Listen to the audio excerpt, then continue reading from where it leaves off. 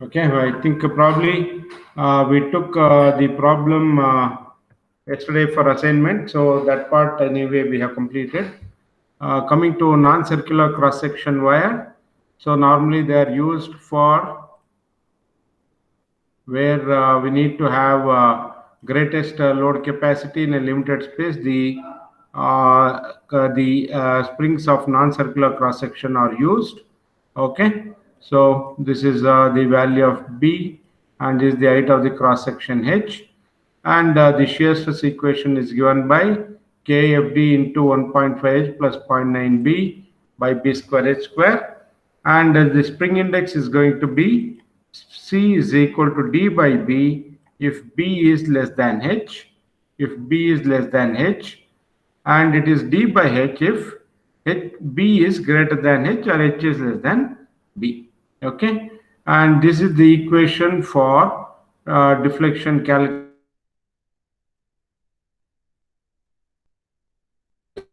Okay, when B is equal to H, so this is the equation for deflection. Okay, when B is equal to H, so this is the equation for stress and this is the equation for deflection. So after that, what we did is we took up a problem.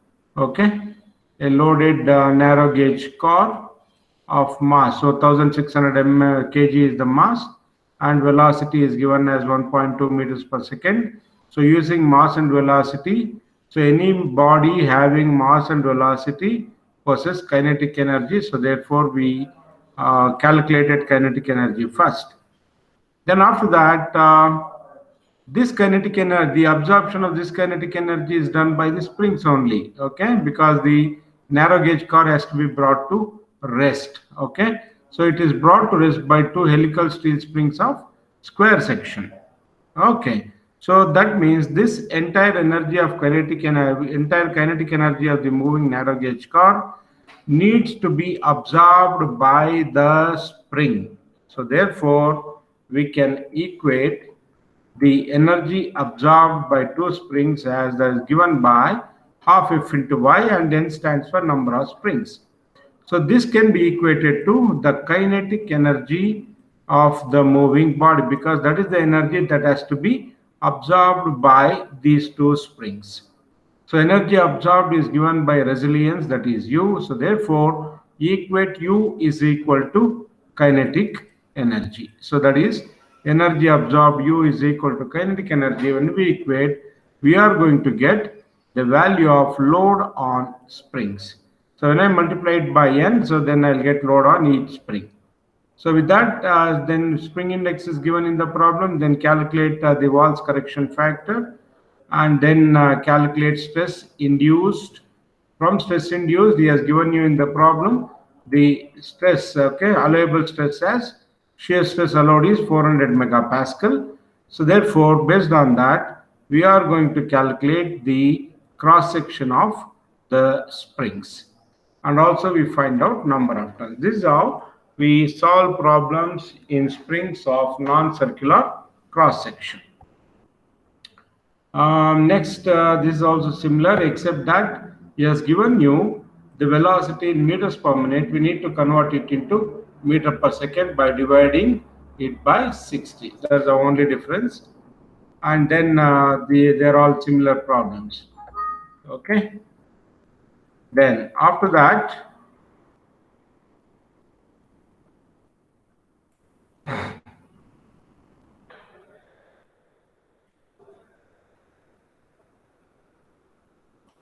we'll move on to probably leaf springs. Okay, this is what we started. Are you able to see the leaf spring thing on the screen? Okay, can you see Yes, the sir. leaf spring construction over there? Okay, so basically a leaf spring consists of full length leaves and graduated leaves, several graduated leaves, and these leaf springs are connected between axle and the chassis of. So this is the chassis connection over there, and this is the axle connection of the leaf spring. Okay, so it is connected between axle of the vehicle and chassis of the vehicle.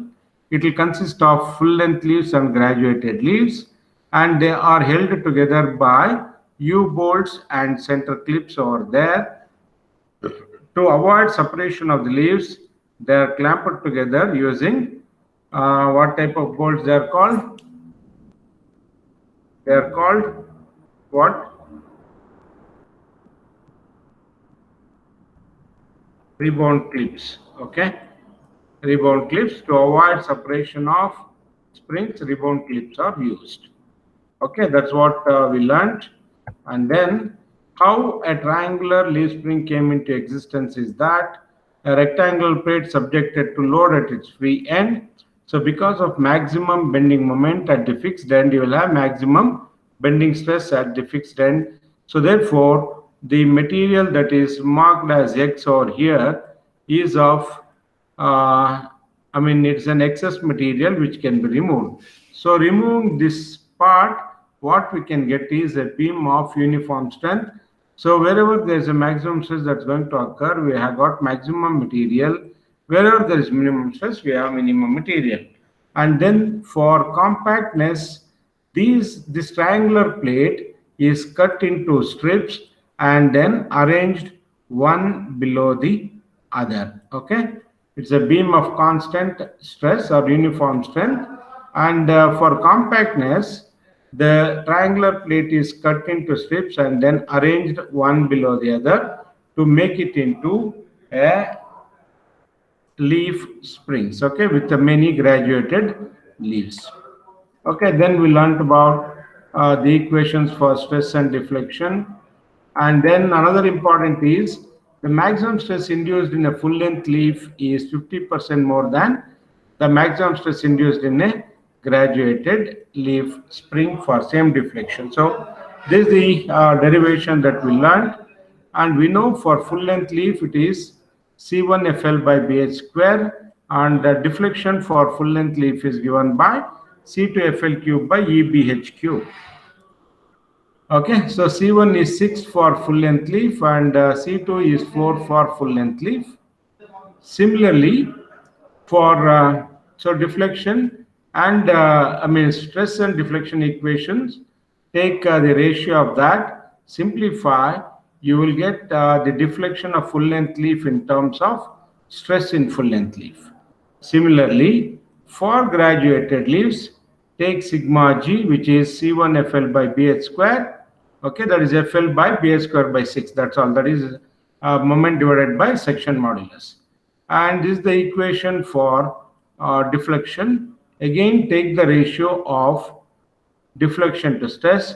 We are going to get deflection of graduated leaves in terms of stress in graduated leaves. Then given, okay, deflection of full length leaf is equal to deflection of graduated leaves. When we equate, we are going to get the equation that stress in full length leaf is 50% more than that in maximum stress induced in a graduated leaf. Okay, this derivation will learn. Then here B dash is the width of each strip, okay, and number of strips will give you the total width of the plate of uniform strength. And then we went on to semi-elliptical leaf spring, or it is also called truck spring or automobile spring, wherein by construction, as we already know, you will have main leaf, then you have number of graduated leaves, rebound clips to keep these graduated leaves in place during operation, and then U-bolts are used for clamping the leaf springs to the axle of the vehicle. And more importantly, this is the load where you are going to get as 2F. This 2F is divided into F and F at spring I, which is connected to chassis of the vehicle. Okay, so the load will be taken to the chassis of the vehicle. So this 2F will go to F and F over there. Okay, then we learned about terminology. L1 is the distance between the eyes, that is, this distance is L1, and L2 is the width of band. So effective length is going to be L1 minus L2 divided by 2. So this is what the effective length of a leaf spring is all about. 2F is the load that is acting at the center of the spring. So we have to take F at the end of the spring. IS stands for number of full length leaves, IG stands for number of graduated leaves, and I is total number of leaves. Then we learnt about equalizing the stresses in leaf springs. As we know, stress in full length leaf is 50% greater than the stress in graduated leaves. So, but you need to replace the set as a whole. So therefore, what we need to have is we need to have both stresses are to be subjected to same stress or equal stress. So to do that, there is a process called, or it is done by a process called pre-stressing. Okay. So how the pre-stressing is done is achieved by bending the leaves to different radius of curvature, and the initial gap that we get between full length and graduated leaves is called the camber or nip. Okay. And the process through which equalization of stress is achieved is called nipping. Or okay, so that is about camber. Then we took the equations for camber given by 2FL cube by IB dash H cube into E. But in data handbook, you will have it as FL cube only. So change it to 2FL cube in your data handbook. Okay, this we have taken. And the L is the effective length L1 minus L2 by 2. Then stress is C1 FL, that is 6FL by IB dash H square is the stress induced in leaves. And deflection equation is given by 12 FL cube by EB dash H cube into 2IG plus 3IF. Another very important is load on clipboards is given by this equation. All these equations are with pre-stressing. When you have leaves without pre-stressing, be careful. Your stress in full length leaf, okay, will become 18 FL by B dash H square into 2IG plus 3IF. And the deflection is 12 FL cube, and so stress in graduated leaf is 12 FL because the stresses in full length and graduated leaves are no longer taken to be equal when you have not done pre-stressing operation. Is that okay? So be careful in using these equations. Okay, coming to a problem sample. So what we have taken is a locomotive spring has an overall length of 1100 mm and sustains a load of 72,750 Newton at its center. So at its center is 2F. The spring has 3 full length leaves and 15 graduated leaves. That is, you will have, okay, so if you look at this, so 2F is 72,750. So the load at the end of each of the spring I is divided by 2. Then number of full length leaves given is 3. Number of graduated leaves is 15. So therefore your total number of leaves becomes 18. And with a central band, okay, so here he has given you the central band of 100 mm width. So length of the springs is 1100 mm and width of band he has given you is 100 mm. So therefore effective length is going to be L1 minus L2 by 2. You have to be careful while taking the effective length of the spring. If you make a mistake while taking this, then the entire problem is going to be off. By chance, if you take 1100 divided by 2, only forgetting this central band, then it's going to be 550 and all your answers will be different. So be careful while whether he has given effective length or whether he has given you overall length. So how to get effective length, you have to be careful. Next.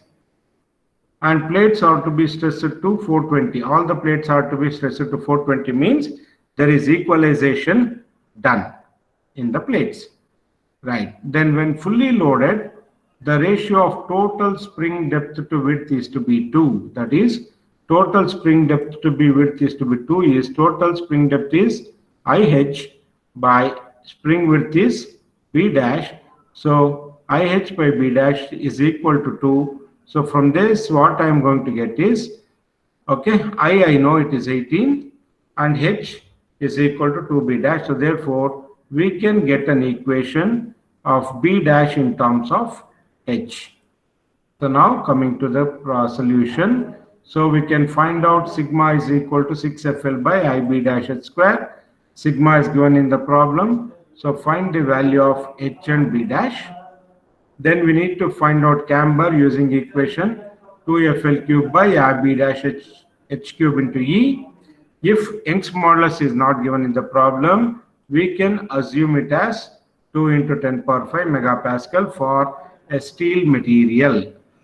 Then calculate bolt load. Okay, calculate bolt load using this equation only. Okay, this is what we need to do. Okay, so similarly, the remaining problems we did. Yeah, this is another typical Sham-Series problem. Okay, this is I feel it's very important. Okay, for competitive exams, such problems will be there only. So let's look at this. A semi-elliptical leaf spring has an effective length of 1.5 meter. Please see that it is the effective length, that is this length is 1500. But of course, what we consider is this distance. Okay, so that's going to be that divided by 2 directly.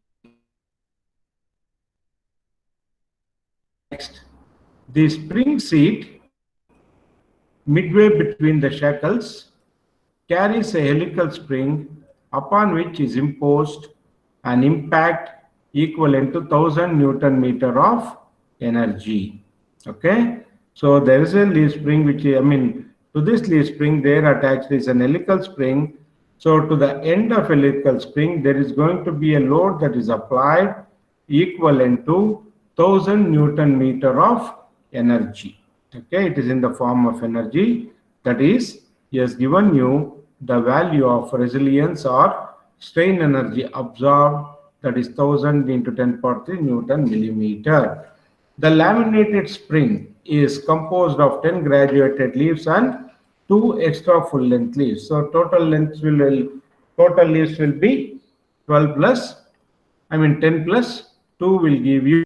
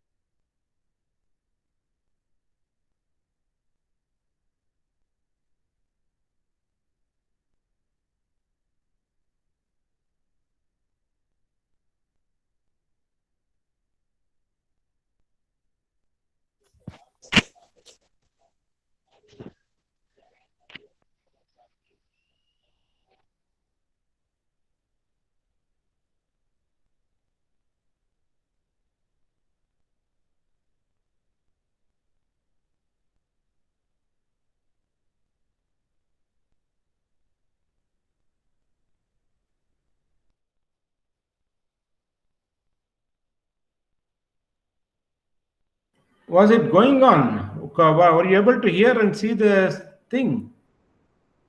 No, sir. No, sir. So No, far, sir. for how long? 5-6 minutes. For last 6 minutes. Before that, it was there. Visibility was there.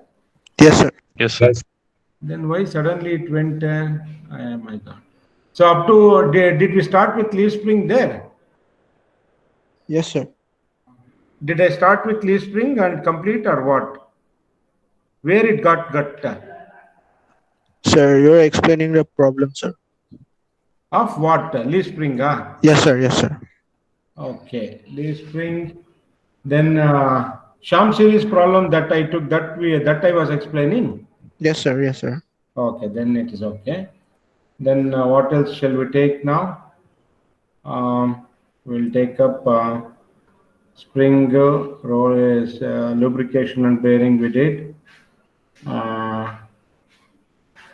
Okay, we'll take up spur gear.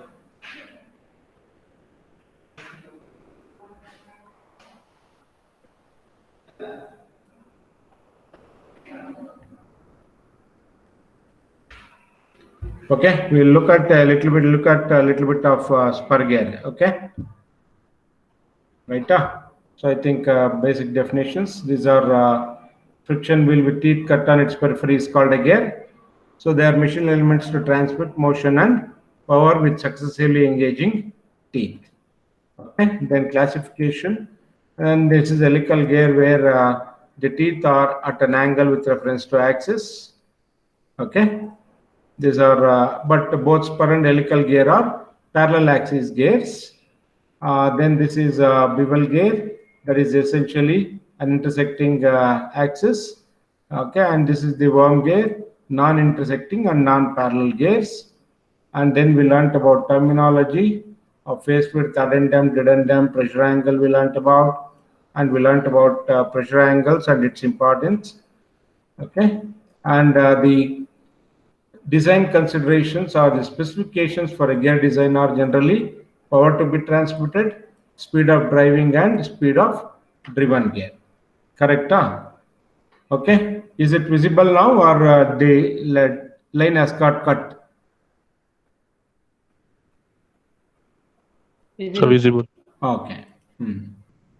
Okay, so in spur gear design, speed of driving gear and speed of driven gear. So these are the three considered specifications of a gear for designing. And what are the requirements? That gear two should have sufficient strength during starting and running of the gear. I mean, for taking up starting torques.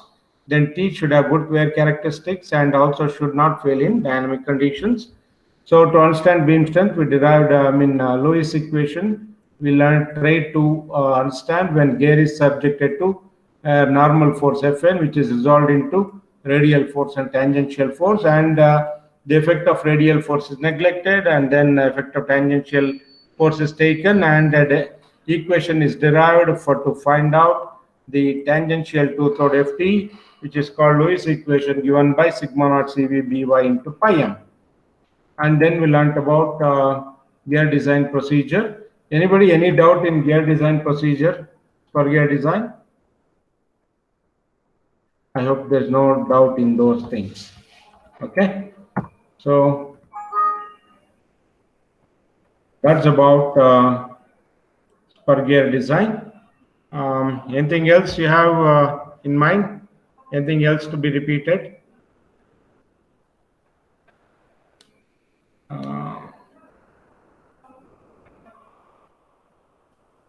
Okay. All right. Is that okay? Is that fine?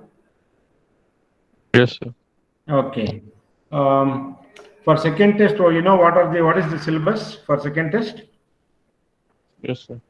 What are they, Kunal?